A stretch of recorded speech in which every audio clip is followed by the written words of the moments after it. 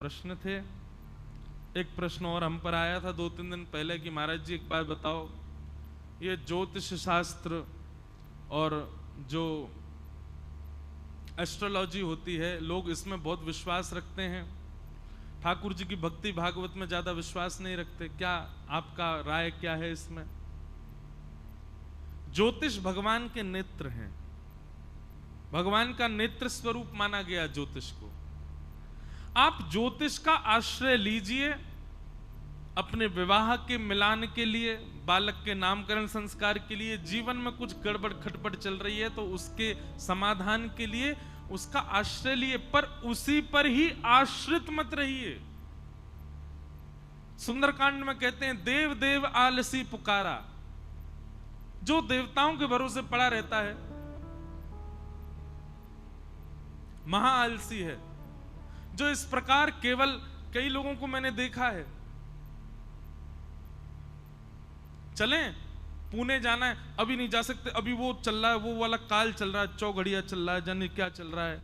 इतना इतना महिम विचार करेंगे एक एक चीज में। ऐसा व्यक्ति धार्मिक नहीं, वहमी कहलाता है। आश्रय लीजिए ज्योतिष का। नया बालक घर में जन्म लिया है, उसके नक्षत्र आदि निकल, उसका नामकरण करवाओ। घर में विवाह होने वाला है तो जिससे विवाह होने वाला उससे जन्म पत्री मिलवाओ। अपने घर में बहुत दिक्कत चल रही है, बहुत संकट चल रहे हैं तो जन्म पत्री दिखवा करके केवल पता कर लो क्या है, पर उसी पर ही आश्रित मत रहो। अब तो खाली पीली कुछ नहीं हो जाए तो बस,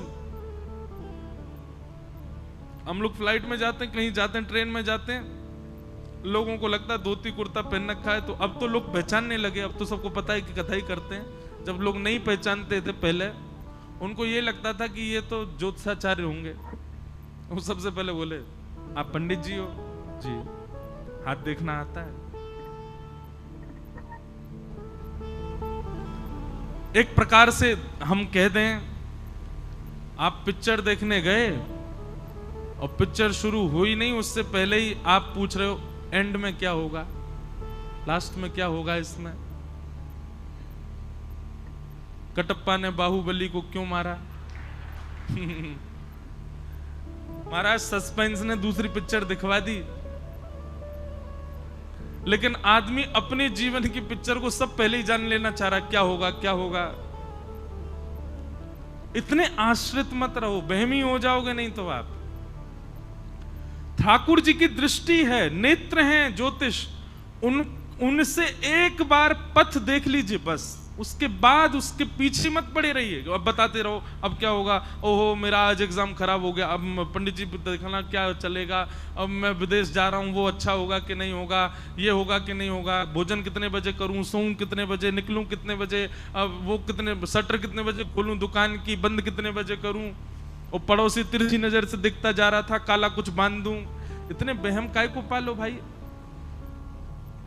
ज्योतिष का आश्रय लीजिए, पर आश्रित मत रहिए, उसी के पीछे पड़े हैं, बहमी हो जाओगे नहीं तो।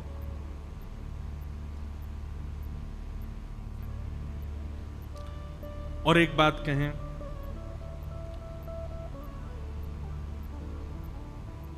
विशेष रूप से अपने जीवन के कुछ निर्णयों में दो बातें हैं। या तो अपने ऊपर इतना भरोसा रखो कि जो होगा सो ठीक होगा, उस समय फिर ज्योतिष का आश्रय मत लो। जैसे मैं एक प्रकार से इंडिकेशन दे रहा हूं विवाह के लिए। कई लोग विवाह के लिए अब चाहते हैं किसी से ब्याह करना, तो या तो जन्म पत्री खोलना ही नहीं, अब विश्वास रखो जो होगा सो तैयार हैं हम लोग सहने के लिए, लेकिन अगर खुलवा ली और उसमें अगर गड़बड़ है तो फिर आगे मत बढ़ना। विश्वास भी करो पर आश्रित मत, या तो फिर पूर्ण भरोसा रखो कि नहीं फिर जो भी है हम देख लेंगे, सह लेंगे, जो भी होगा हम पार कर लेंगे। अपने ऊपर भरोसा रखना, अपने विश्वास से आप आगे बढ़ना उस पर। फिर उधर मत देखिएगा। वो जन्मपत्री ठाकुर जी चरणन के नीचे धर दो, बोले आप देख लेना जो आपको ठीक लगे, बढ़िया सब कर लेना, अपने ऊपर विश्वास करके आगे बढ़ चलना बस। लेकिन यदि कहीं वहां आपने दिखवा लिया और वहां अगर कुछ योजनाएं उचित नहीं बताई हैं तो उसका पालन करो। हमारा सीधा उद्देश्य है ज्योतिष का आश्रय केवल पथ देखने के लिए करना है, उसी पर ही आसरतू नहीं रहना है। लिखा है पंढरपुर 100 किलोमीटर सीधा, तो बस अब सीधे चलते रहो, आश्रित मत रहो कि नहीं यहां तो रोड ऐसे कर्व ले रहा था आगे से और यहां लगा सीधा, हम आगे खेत में जाएंगे गाड़ी लेके। ऐसा थोड़ी होता है। अब रोड कर्व ले रहा है तो आपको लेना ही पड़ेगा। अब वहां पर भी आप किसी को ढूंढो, अरे रोड कर्व ले रहा है, पीछे तो लगा तो सीधा ही जाना है, यहां तो ऐसे मुड़ रहा है रोड, क्या करें। इतने आश्रित मत रहो, अपने ऊपर भरोसा रखो। थोड़ा बहुत जानकारी के लिए पूछ लिया, उसके बाद चलते रहो, करते रहो। हम कोई ज्योतिष की निंदा नहीं कर रहे हैं। मैं खुद, हमारे साथ जितने, मुझे नहीं आता पर हमारे पंडित जी सब जानते हैं। मुझसे कोई कहे, ज्यादा नहीं, मैंने कहा भाई देखो ये सब उल्टे सीधे कामों के लिए नहीं पूछो। हाँ, घर में कोई बालक है उसके लिए पूछवा लो, विवाह का कोई संबंध का कार्य उसके लिए करवा लो, पूछ लो अपना सब कुछ। पर खाली पीली बैठे कुछ नहीं है तो बस ये हमारे जी हाथी दिखवा दो, हमारा ऐसे काय को दिखवा दो। अरे भाई कर्म पर विश्वास रखो, चलो आगे। एक बहुत अच्छे ज्योतिषाचार्य थे,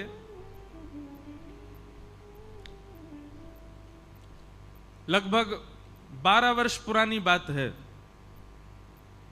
हम कथा तो 9 साल से कर रहे हैं। उससे पहले स्कूल में पढ़ता था, 11th 12th में होऊंगा, नहीं 9th में था, 9th या 10th में था। तो हम ऐसे बैठ गए, मैंने कहा हाँ महाराज जी बताओ क्या होगा जीवन में आगे। तो वो मुझको बोलते हैं तुम जीवन में कथाकार तो नहीं बनोगे, और अगर तुम व्यासपीठ पर बैठे तो मैं अपना ज्योतिष छोड़ दूंगा। 9 साल से ढूंढ रहा हूं, मुझे मिल नहीं रहे वो। अब इसमें ज्योतिष की निंदा नहीं, आपके कर्म में और आपको अपने ऊपर यदि भरोसा है तो आप हर वस्तु प्राप्त कर सकते हो। अपने ऊपर विश्वास रखो, ठाकुर जी के ऊपर विश्वास रखो, बढ़ते चलो, करते चलो, कर लोगे जो चाहोगे।